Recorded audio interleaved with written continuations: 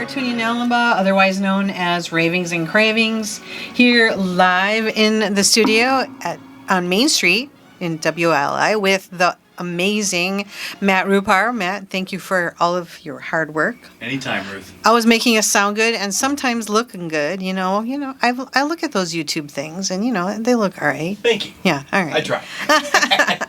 Hey, a shout out here too for the Elm Discount Package Store who sponsors this program. We're here on Good Company WLI. I like doing the live things in the studio. I do send in the pre-records when I travel because I love you all so much that I don't want you to miss me on a Monday at 5:05 p.m. So that being said, I am here in the studio today with none other than David Langer, who is the owner of Flavors Over Fire. So welcome. Thank you, Ruth. Pleasure to be here. And if you are going to be watching this on YouTube, he has his special hat on, and he has this big hunking cutting board that has his logo on it. Why don't you explain, for the people who can't see, what does that look like visually? Well, we have the words flavor over fire, and we have a flame in the middle. Okay. Signifying flame and flavors Makes over sense. Fire all coming together. That's a solid piece of wood, and that has been carved and inset in. And on the bottom of the board says Backyard Pitmaster. So it's pretty much what I classify myself as. I get to have fun in my backyard and other people's backyards. So you don't do the sandbox thing. You'd rather do a grill. You know what? I work on all different types of equipment. If you would ask my wife, or if you ask me, I'll tell you that I only have 20 grills in my backyard. Are you serious? I'm serious. I stopped count at 20 so that my wife doesn't get mad at me. I guess you value your marriage, huh? I value my marriage Good for you. greatly. Good man. Absolutely. Good man. All right. But so, are they all different kinds of grills? Some are charcoal or some gas? What is it? I have a whole combination of grills. Smokers, Argentinian style grills. I have gas grills, dual fuel, charcoal, electric, all kinds of different items. A wood burning pizza oven, everything that so that too. if someone wants to have a class and a lesson, I Wow. can teach them about backyard barbecue. So your wife she lets you have all those kinds of toys, huh? She lets me. Yes, that would be a great way of putting it. Tell us about Flavors Over Fire and the service that you provide to your community. Flavors Over Fire certainly is a passion of mine, and it has been combined together with my other passion, which is working and serving men in the church, the local church. So this is a combination of putting those together. So I offer primarily a bunch of barbecue classes for different men, men's groups in the local church, and then I go out and support pastors. I support churches. I do barbecues at different churches. Had one yesterday, as a matter of fact, up at a church up in Putnam, Green Valley Crossing Church. This coming weekend, I'll have a barbecue picnic at Woodstock Evangelical Covenant Church. So what kind of barbecue are you going to make for them? In large quantities and large numbers, it is pretty typical barbecue. This past weekend, we had ribs, pork ribs, we had chicken, and we had pulled pork. Okay. This coming weekend, it'll just be chicken and spare ribs. But when you have a chance to come to my backyard and we have all the different pieces of equipment, we will barbecue anything that you want. Wow, is that a promise or a threat? What is that? I think that's more of a challenge. That's a challenge, all right. It's a challenge. Well, were you always a barbecue kind of person? What were you doing, say... Okay, so you've been doing barbecue, let's say, how many years now? You know what? I have been cooking all my life. Okay. My father was the one that would have introduced me to barbecue. Okay. And that would have been for holiday weekends and birthdays. He always did the barbecue spare ribs. So it's pretty much one of my specialties is doing his pork spare rib. So that's a Langer standard, huh? You know what? That's a Langer standard, right? In our knit family. But I've always worked in hospitality. So at the age of 15, I was washing dishes, and I've pretty much held every position in the hospitality industry over the long vasts of my career. A lot of people start washing dishes, and that is the hardest. To me, that's the hardest job. The other stuff, chops. Give me the give me the knife. I'll chop stuff. I'll create stuff. I'll be happy to cook stuff. But the dishwasher, pots and pans. Oh yeah, pots and pans. I bow to them. They're the heroes. Well, how many kinds of barbecue are there in the world? You know what? That's my burning question. Well, you don't burn your food though. You know what? Sometimes you burn food. Oh, do you do burnt ends? I do burnt ends. I do burnt ends. I love burnt ends. Absolutely. Okay, so how many kinds of barbecue? Go ahead. There's endless amounts of barbecue, types of barbecue. Different countries have their own twists. They have their own different pieces of equipment that they use. Oh, okay. Of course, they have different types of meat that would be preferred in those countries. But if you're talking about the United States, traditionally you have a Texas barbecue, you have a North Carolina barbecue, you'd have a Kansas City barbecue, you have a West Coast barbecue, and then somewhere in between each one of those, you end up with a mix. And as people move around, they kind of do a little twist and a little turn and a little flair to whatever they consider to be their backyard barbecue. Do you ever create any of your own sauces? Sauces? Sure. You can create a sauce from scratch. Yeah. Or you can doctor up a sauce. Right. Or you can just take something that is one of your favorite items and utilize it. So this past weekend, all of my pork butts, Boston butts, bone in is what we use for the pulled pork. I inject that with a combination of Dr. Pepper and apple juice. I love Dr. Pepper. Dr. Pepper is great for barbecue, especially if you're going to brine something, a piece of meat, or in this case, a quick injection. Just keeps it nice and moist, but throws some great sweetness, great flavor into it. Can you make a sauce out of, let's see, I would assume maple. Maple syrup all the time. All the time. Peaches, maple, apples. Peaches. Ooh. All those types of things. That sounds very interesting. And then do you just do the barbecue, or do you do other stuff besides that?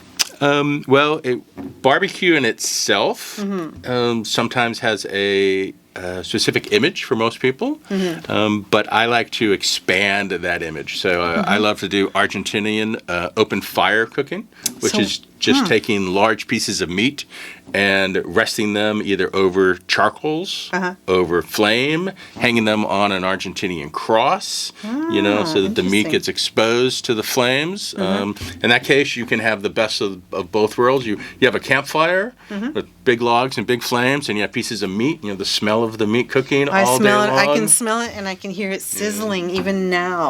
My mouth is watering. Santa Maria grills, where you just raise and lower the pieces, the grill up and down to get you the right temperature that you want for the meat. Then you can just throw stuff right into the coals themselves and cook it that way. The meat? You can do meat, but mostly a lot of root vegetables. You put right into the coals, right into the fire. Do you do some sides that go along with it? Absolutely. So talk about your sides. My number one specialty is my cowboy beans. So I will cook those at least for 12 hours, and a portion of that time is actually in smokers. So it takes on the smoke flavor. Ooh, that sounds good. But, Matt, Matt, you need to stop drooling over there, okay? But as in a northern environment, we don't put any meat in that.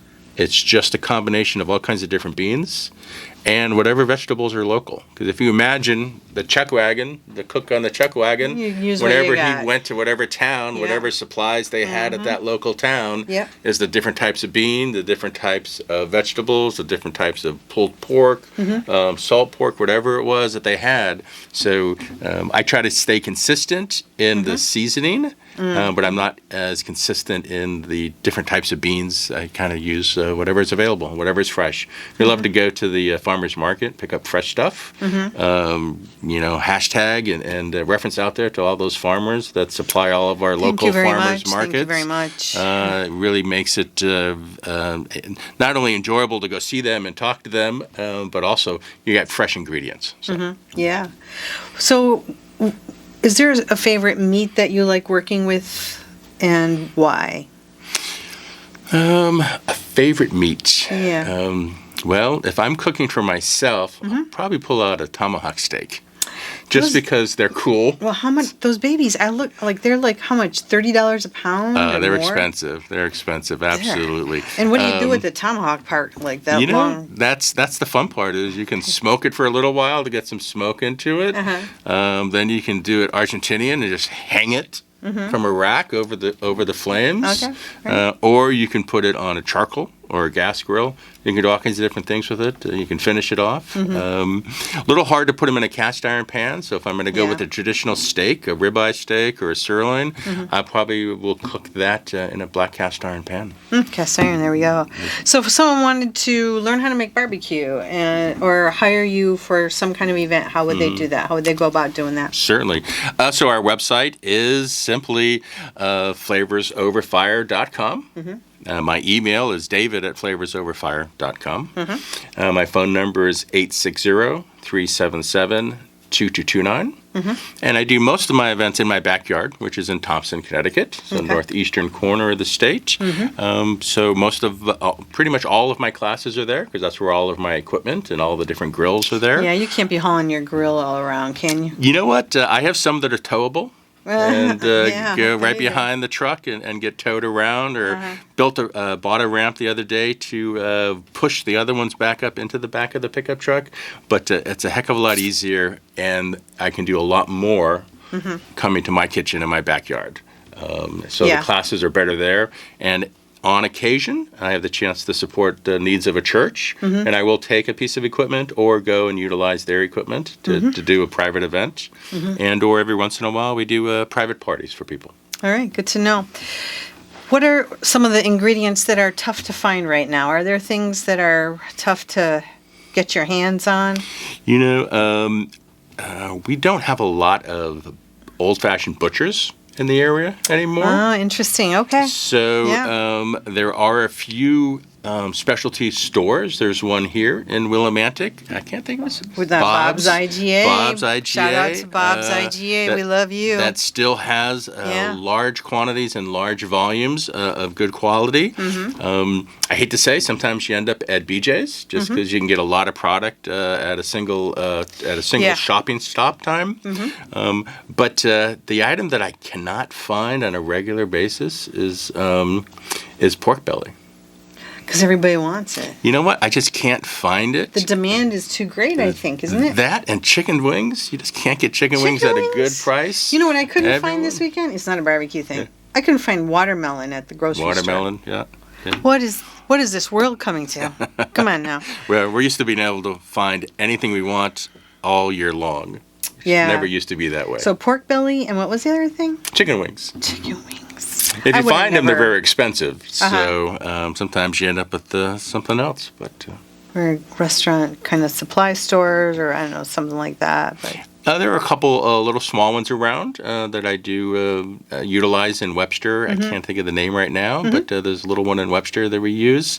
And then there's a lot of local people that sometimes we get some of the locally raised beef, depending on the event that's going on. What do you create with the pork belly? You know, pork belly is how I like to make burnt ends. Oh, that's why I like it, I guess, probably. So are they, like you said, that it's hard to get a hold of, so. You know, it's just a seasonal item, I'm guessing, because multiple people have not been able to provide it. So we'd go into something else. So last Iron Sharpens Iron event, I actually used kielbasa to make my burnt ends. Wait, no, they loved them. Dave, don't tell me that. Isn't it sad? Did you cry? Did people cry about that? They did not cry about it one bit. The few of them, as they were walking into the event, was looking at what I was doing, and they snickered and they laughed and they jeered, and by the time that they were in the little cups, not one of them came back. So they all went out, and guys got back in line for seconds and thirds and fourths. Well, you make lemonade when you got lemons. You make hay when the sun shines. You make burnt ends with whatever you get your hand on. Whatever you can get your hands on, right? So, do you have any plans for the future? Any exciting things that you'd want to share with the radio audience at all? Anything? Taking some more reservations for this summer for classes, reaching out to all the churches and the men's ministry groups out there. Everyone wants to get together with a unique opportunity to hang out and do fellowship, do life on life with the guys. Our normal barbecue class starts around noontime. Your group comes and does the food prep. I'm going to show you how to prep. I'm going to show you how to season. You don't have to work. You just tell everybody what to do, right? You know what? You have to work smarter, not harder. I am so with you on that. Totally. So everyone gets to prep. They get to trim the meat. They get to season. Then they get to grills. I have multiple grills, so pretty much everyone gets their own grill, or two people will get on a grill. So you get real hands-on experience. Then they get to serve when everyone else shows up. Yeah. They get to serve, and then we usually hang out around the campfire and have some fellowship time. But that sounds like too much fun, Dave. You know what? It could be 6, 8, 10 hours of hanging out and doing barbecue all Saturday. If I bring my guitar to the fire pit, could I crash the party? Can you eat? Yeah, show up about 5:36. I could do that. You can eat I can do and then play the guitar around the fire for sure.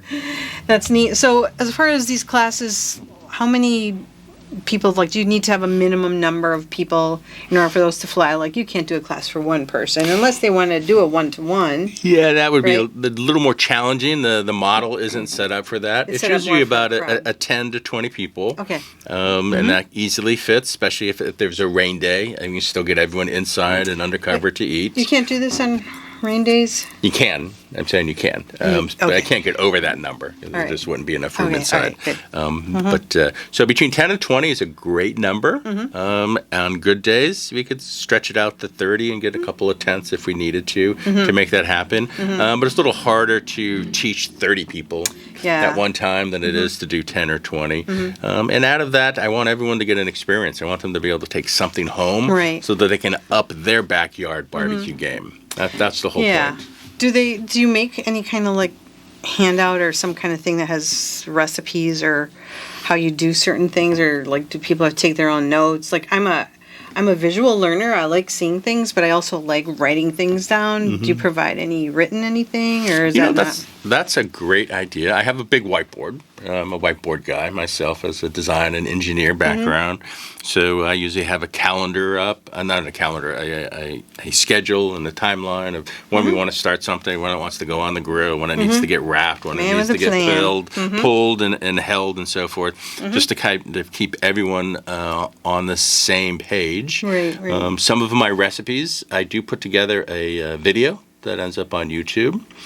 And that way, or YouTube and Facebook, Instagram, so that if someone wants to go back when they get home and they can actually see all the items, the ingredients, the recipes, the components that went into it, and they see the processes, they see it all coming together. It's not narrated. Normally, it's just the visual collection of photos that are taken.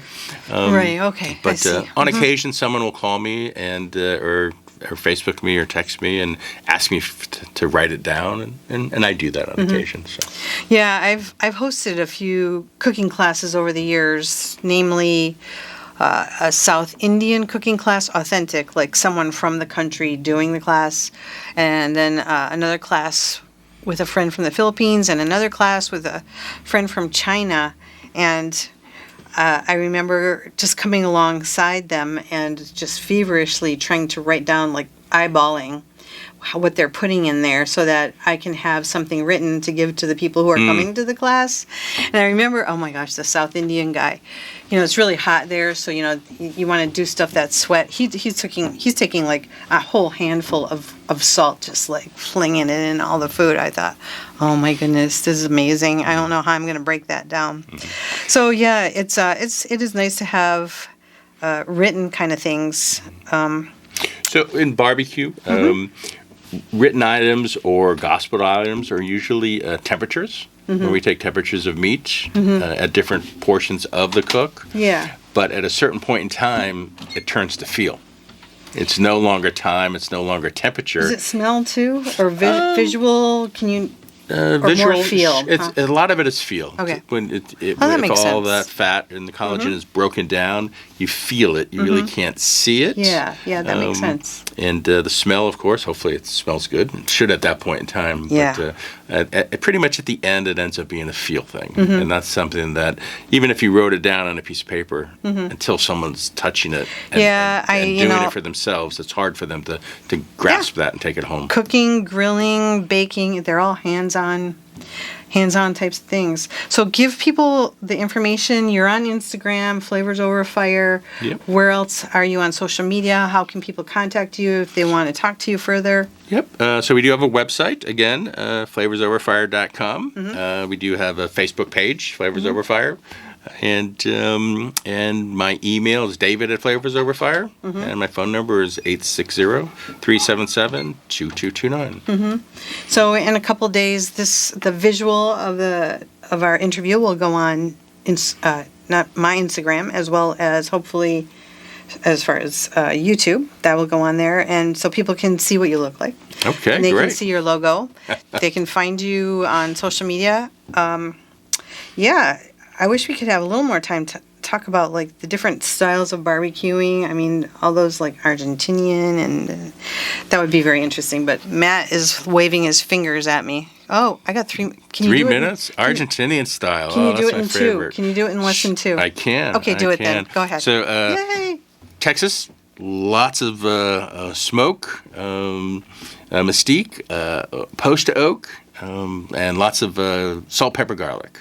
You get out to North Carolina, whatever wood species are down there, I'm not quite sure, but they have a lot more vinegar in their sauce. Oh, okay. Kansas City is traditionally your sweet and tangy. Over everything. You get out west, it's more grilling, less smoking. They have different types of pieces of meat out there, so the picanha and a couple other types of meat that they use primarily.